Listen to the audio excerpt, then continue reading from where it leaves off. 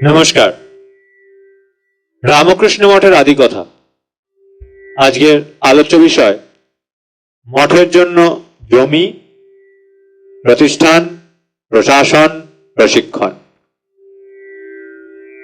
প্রচারের জন্য তো বটেই। রামকৃষ্ণ ভাব আন্দোলন দৃঢ় ভিত্তির ওপর সংগঠিত করবার জন্য স্বামীজি কলকাতা, মাদ্রাজ এ দুটি কেন্দ্র স্থাপনে তৎপর হয়েছিলেন। মাদ্রাজে একখণ্ড জমি সংগ্রহের জন্য তিনি আলাসিঙ্গাকে লিখেছিলেন, আর কলকাতায় জমির জন্য স্বামী ব্রহ্মানন্দজিকে লিখেছিলেন। আপাতত একটা জায়গা দেখার কথা বিস্মিত হইও না। একটা বিরাট জায়গা চাই, 10,000 থেকে 20,000 টাকা পর্যন্ত, একদম গঙ্গার ওপর হওয়া চাই। যদিও হাতে পুঁজি অল্প, তথাপি ছাতি বড় বেজায়। জায়গাটার উপর নজর রাখবে। পত্রাবলী এ বিষয়ে সাক্ষ্য দেয়। স্ত্রী মঠ ও পুরুষদের মঠের জন্য স্বামীজি কলকাতায় 2 খণ্ড জমি সংগ্রহ করতে ব্যগ্র হয়েছিলেন। তিনি শশী মহারাজকে লিখেছিলেন, সেই জন্যই আমার স্ত্রী মঠের স্থাপনের প্রথম উদ্যোগ। একটা বড় জমি প্রথমে চাই, পরে আমাদের মঠের জন্য একটা জমি দেখতে থাক। কাছাকাছি হওয়া চাই, অর্থাৎ 2টি জমি যাহাতে অতি নিকটে হয় এমন চেষ্টা করিবে। প্রকৃতপক্ষে পুরুষদের মঠের জন্য প্রথম জমি সংগৃহীত হয়েছিল বেলুর গ্রামে 1898 খ্রিস্টাব্দের প্রথম দিকে। কলিকাতায় শ্রী শ্রী মায়ের বসবাসের জন্য নিজস্ব জমির ওপর বাড়ি তৈরি হয়েছিল 1908 খ্রিস্টাব্দের শেষ ভাগে, এবং স্ত্রী মঠ তথা শ্রী শ্রী সারদা মঠ দক্ষিণেশ্বর কালী মন্দিরের 8 মাইল উত্তরে একখণ্ড জমির ওপর প্রতিষ্ঠিত হয়েছিল 1954 খ্রিস্টাব্দের ডিসেম্বর মাসে। এদিকে মাদ্রাজে মাইলাপুরে একখণ্ড জমি নিখরচায় ব্যবহারের অনুমতি পাওয়া গিয়েছিল। সেই জমি খণ্ডের ওপর মঠবাড়ি স্থানান্তরিত হয়েছিল 1907 খ্রিস্টাব্দের নভেম্বরে। History of Ramakrishna Math and Ramakrishna Mission, written by Swami Gambhiranandaji Maharaj, এ বিষয়ে সাক্ষ্য দেয়। স্বামীজি একটি চিঠিতে লিখেছিলেন, আমি আট ঘাট বেঁধে কোনো কাজ করি না। কার্যপ্রণালী আপনি গড়ে ওঠে ও নিজের কার্য সাধন করে। কিন্তু বাস্তব ক্ষেত্রে দেখা গেল মঠের প্রাতিষ্ঠানিক সংগঠন, প্রশাসনিক ব্যবস্থাদি এবং এ সকলের জন্য প্রয়োজনীয় প্রশিক্ষণ সম্বন্ধে তার চিন্তা ভাবনা স্বচ্ছ ও সুপ্রণালীবদ্ধ, এবং তার বাস্তবায়নে তিনি ব্যগ্র। স্বামীজির দৃষ্টিতে সংঘ শব্দের অর্থ ও তাৎপর্য শ্রম বিভাগ। প্রত্যেকে আপনার কাজ করবে যাতে সকল কাজ মিলে একটা সুন্দর ভাব সৃষ্টি হয়। তিনি আমাদের জাতীয় চরিত্রের দুর্বলতা লক্ষ্য করে লিখেছিলেন, আমাদের সকল কাজ বৈরিজ্ঞী, অর্থাৎ কুড়েমি, হিংসা প্রভৃতির মধ্যে পড়ে চুরমার। এই দুর্বলতা সম্বন্ধে মঠবাসীদের সচেতন করে দিয়ে তিনি লিখলেন যে সংঘ জীবনের জন্য একান্ত প্রয়োজন আজ্ঞাবহতা প্রয়োজন, প্লডিং ইন্ডাস্ট্রি অ্যান্ড পারসিভারেন্স, অর্থাৎ ধীর স্থির ভাবে পরিশ্রম ও অধ্যবসায়। প্রয়োজন বিচ্ছিন্ন শক্তিগুলিকে কেন্দ্রীভূত করা। প্রয়োজন নিঃস্বার্থভাবে অপরের জন্য কাজ করতে শেখা। পত্রাবলী এ বিষয়ে সাক্ষ্য দেয়। স্বামীজির মঠ ভাবনায় একটা পিউরিটি ড্রিলিং মেশিন, পবিত্রতা সাধন যন্ত্র। সেখানে চারিত্রিক সম্পদ গড়ে তুলতে হবে, শক্তির বিকাশ ঘটাতে হবে। এই উদ্দেশ্য সাধনের জন্য তিনি মঠবাসীদের যে সাধন সূত্রের নির্দেশ দিয়েছিলেন সেটি হচ্ছে, have faith in yourself, all power is in you, be conscious and bring it out. খবরদার, নো নেই নেই নয়, বলো হ্যাঁ হ্যাঁ, সোহম সোহম। পত্রাবলী এ বিষয়ে সাক্ষ্য দেয়। মঠের উদ্দেশ্য জগতের কল্যাণের জন্য শ্রীরামকৃষ্ণের জীবন ও বাণীর প্রচার। তিনি মঠবাসীদের বারংবার মনে করিয়ে দিয়েছিলেন, সর্বদা মনে রেখো যে পরমহংসদেব জগতের কল্যাণের জন্য এসেছিলেন, নামের বা মানের জন্য নয়। তিনি যা শেখাতে এসেছিলেন তাই ছড়াও। পত্রাবলী এ বিষয়ে সাক্ষ্য দেয়।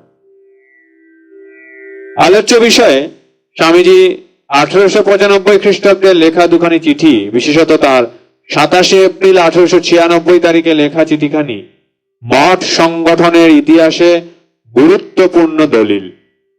শেষোক্ত চিঠিতে তিনি লিখেছিলেন, আমি নিজের কর্তৃত্ব লাভের আশায় নয়, কিন্তু তোমাদের কল্যাণ ও প্রভুর অবতীর্ণ হবার উদ্দেশ্য সফলের জন্য লিখিতেছি। তিনি তোমাদের ভার আমার উপর দিয়াছিলেন এবং তোমাদের দ্বারা জগতের মহা কল্যাণ হইবে, যদিও অনেকেই এক্ষণে তাহা অবগত নও। এই জন্যই বিশেষ লিখিতেছি, মনে রাখিবে। এইটুকু ভূমিকা করে নিয়ে তিনি মঠের পরিচালন বিষয়ে তার পরিকল্পনা বিস্তারিতভাবে তুলে ধরেন। চিঠিতে শেষ কথাটি লিখলেন, obedience is the first duty. যা বলি করে ফেলো দেখি, এই কটা ছোট্ট ছোট্ট কাজ প্রথমে করো দেখি, তারপর বড় বড় কাজ ক্রমে হবে। একদিকে যেমন স্বামীজি মঠের পরিচালন ও কর্মসূচি সম্বন্ধে নীতি নির্ধারণ করে দিয়েছিলেন, তেমনি মঠবাসীদের মধ্যে তিনি বিভিন্ন সময়ে কাজকর্ম বিভাগ করে দিচ্ছিলেন চিঠিপত্রের মাধ্যমে।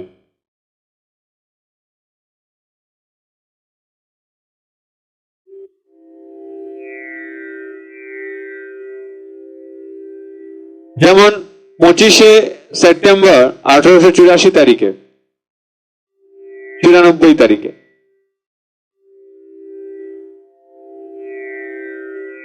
স্বামীজি লিখলেন, বলি শশী, তুমি ঘর জাগাও, এই তোমার কাজ। কালীর বিষয় বুদ্ধি বড় পাকা। কালী হোক বিজনেস ম্যানেজার, হয় সারদা হয় শরৎ নয় কালী, এদের সকলে একেবারে বাইরে না যায়, একজন যেন মঠে থাকে। তারপর যারা বাইরে যাবে কালী তাদের সঙ্গে করেসপন্ডেন্স রাখবে। এ বিষয়ে 25শে সেপ্টেম্বরের 1894 তারিখের চিঠি সাক্ষ্য দেয়। 1895 এর জানুয়ারিতে স্বামী ব্রহ্মানন্দজি মঠে প্রত্যাবৃত্ত হলে স্বামীজি তাকে লিখলেন, শশী ঘরকন্যা দেখুক, শ্যান্নাল টাকা কড়ি বাজারপত্রের ভার নিক, শরৎ সেক্রেটারি হোক, অর্থাৎ চিঠিপত্র সব লেখা ইত্যাদি। আর তিনি স্বামী রামকৃষ্ণানন্দজিকে লিখলেন, টাকা কড়ি খরচের ভার রাখাল যেন লয়, অন্য কেহ তাহাতে উচ্চবাচ্য না করে।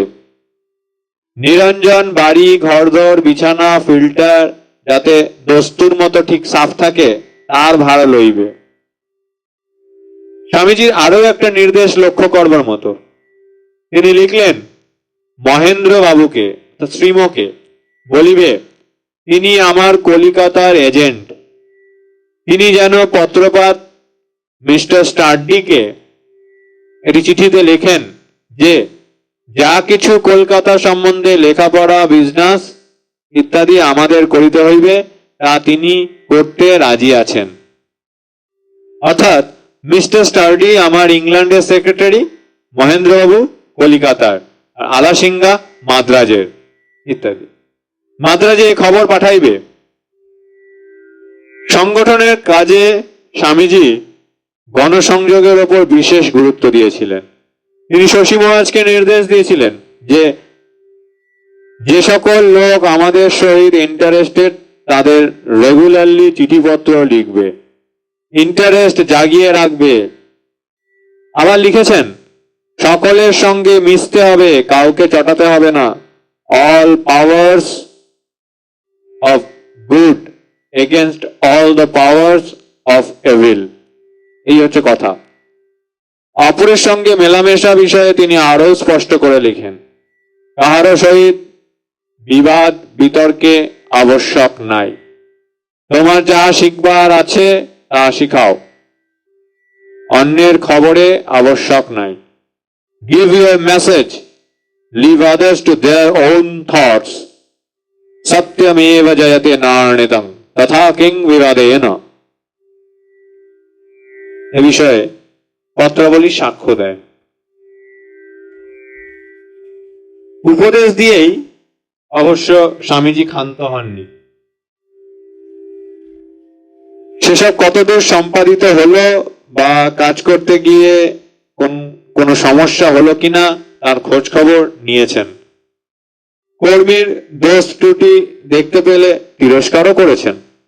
যেমন স্বামী ত্রিগুণাতীতানন্দজিকে 14 এপ্রিল 1896 তারিখে লিখেছেন, আমার চিঠি না পড়িয়ায় কাজ কেন করো? চিঠি হারাও বা কেন? যখন চিঠি লিখবে পূর্বের পত্র সম্মুখে রাখিয়া লিখিবে। তোমাদের একটু বিজনেস বুদ্ধি আবশ্যক।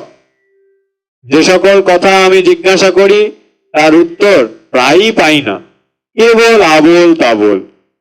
ফাইল হয় না কেন? সকল কাজেই ছেলে মানুষই। অবশ্য তিনি তিরস্কার আদি যত না করতেন, তার চাইতে অনেক বেশি তিনি তাদের ভালোবাসা দিতেন, তাদের কাজকর্মের স্বীকৃতি জানাতেন, তাদের প্রত্যেকের ওপর আস্থা রাখতেন, তাদের প্রতি তার উঁচু প্রত্যাশা সম্বন্ধে সচেতন করে তুলতেন। স্বামীজি সঙ্ঘের ভবিষ্যতের একটি রঙিন স্বপ্ন তার গুরু ভাইদের সামনে তুলে ধরেছিলেন। সেগুলি বাস্তব রূপায়ণের জন্য তিনি তার চিন্তা ভাবনাগুলি তাদের মধ্যে সেঁধিয়ে দেওয়ার চেষ্টা করেছিলেন। তার চাইতেও বড় কথা, তার গুরু ভাইগণ গতানুগতিক চিন্তা ভাবনা থেকে কতটা মুক্ত হয়ে যাতে তার শ্রীরামকৃষ্ণের জ্বলন্ত ভাবনা রাশির সক্রিয় অংশীদার হতে পারেন, সেই উদ্দেশ্যে তিনি চিঠিপত্রের সাহায্যে নিয়ত প্রশিক্ষণ দিয়ে চলেছিলেন। তার উদ্দেশ্য তিনি খোলাখুলিভাবে লিখে জানিয়েছিলেন 14 এপ্রিল 1896 তারিখের একটি পত্রতে। তিনি লিখেছিলেন, I am determined to make you decent workers, thoroughly organized. তার প্রদত্ত প্রশিক্ষণের অধিকাংশই ছিল তার সকল গুরু ভাইদের জন্য, আর ছিল কিছু কিছু ব্যক্তি বিশেষের উদ্দেশ্যে। দ্বিতীয় প্রকার প্রশিক্ষণের একটি নমুনা হিসাবে 1895 স্বামী রামকৃষ্ণানন্দজিকে লেখা চিঠির একাংশ এরকম। তিনি লিখেছেন, এই চিঠি তোমার জন্য লেখা। তুমি এই উপদেশগুলি রোজ একবার করে পড়বে এবং সেরকম কাজ করবে। স্বামী রামকৃষ্ণানন্দজি সম্বন্ধে ঠাকুরের যে ইঙ্গিত তিনি পেয়েছেন তা উল্লেখ করে স্বামীজি শ্রী রামকৃষ্ণ আবির্ভাবের তাৎপর্য ও তদ অনুযায়ী 15 দফা কল্যাণকর কার্যসূচির নির্দেশ দেন। আবার সেই চিঠিতেই স্বামীজির বিষয় কার্য সম্বন্ধেও লেখেন, প্রথমত, যখন আমাকে ও অন্য কাহাকেও পত্র লিখবে তখন পূর্বপত্র পাঠ করিয়া সকল প্রশ্নের উত্তর দিবে, বাজে খবর দিবে না, গম্ভীর ভাব রাখিতে হইবে, বাল্য গাম্ভীর্য ভাব মিশ্রিত করিবে, সকলের সহিত মিশিয়া চলিবে, অহং ভাব দূর করিবে, সম্প্রদায় বুদ্ধিবিহীন হইবে, বৃথা তর্ক মহাপাপ। এভাবে দেখা যায় আলমবাজার মঠের দ্বিতীয় পর্যায়ে স্বামীজি সুদূর আমেরিকা বা ইউরোপ থেকে মঠ পরিচালনার নিয়ম কানুন নির্ধারণ, কর্মের দায়িত্বের বিভাজন এবং পত্রের মাধ্যমে মঠবাসীদের প্রশিক্ষণের পুরো দায়িত্ব নিজের কাঁধে তুলে নিয়েছিলেন। স্বামীজি তার পরিকল্পনা অনুসারে মঠ জীবনকে নতুন ডৌলে গড়ে তুলতে উদ্যোগী হয়েছিলেন। অপরপক্ষে মঠবাসীরা প্রত্যেকেই স্বামীজির কেবল প্রবল ব্যক্তিত্ব ও তার শক্তিশালী চিন্তারাশির অনতিক্রম্য প্রভাব অনুভব করেছিলেন। তারা শ্রদ্ধাপূর্ণ ভালোবাসা হৃদয়ে ধারণ করে স্বামীজির মঠে প্রত্যাবর্তনের জন্য সাগ্রহে অপেক্ষা করছিলেন। আজ এ পর্যন্ত। ওম শান্তি শান্তি শান্তি। হরি ওম তৎসৎ। শ্রী রামকৃষ্ণার্পণমস্তু।